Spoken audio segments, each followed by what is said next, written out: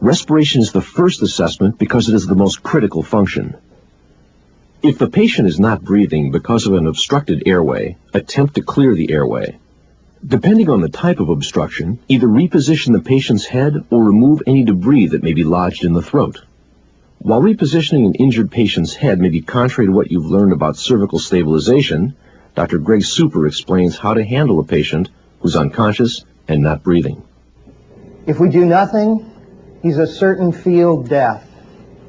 If we open his airway, we may aggravate an existing cervical spine fracture. We chose to make that intervention. If we open his airway, he makes attempts to breathe, and we can keep that airway open, he may have a chance to survive. If we leave the airway closed, he has no chance.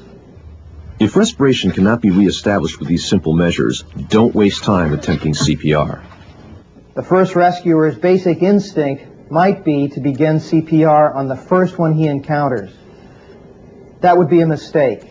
These people die.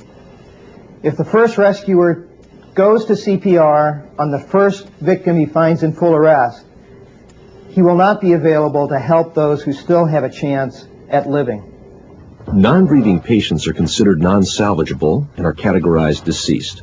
Move to the next patient.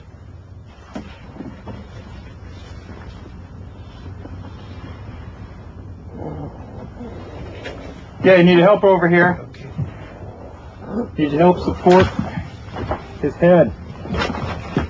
Okay, just like this. Need you help keep his airway open. Just like that, okay?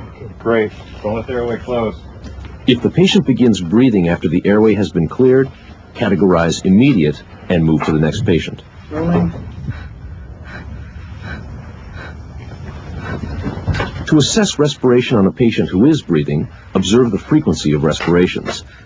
Patients who are breathing at a rate of more than 30 respirations per minute are categorized immediate and no further assessment is done. Move on to the next patient. Although you won't take time to actually count respirations, you can become skilled in visual assessment by watching others simulate rapid breathing. With practice, you will be able to easily differentiate between a person who is breathing faster than 30 respirations per minute and one who is breathing at a normal rate.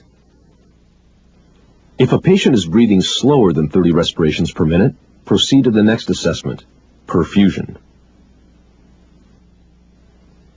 Here's how the respiration assessment looks on the START flowchart. If the patient is not breathing, reposition the airway. If breathing does not resume, the patient is non-salvageable and is categorized deceased. If breathing resumes after you clear the airway, categorize the patient immediate.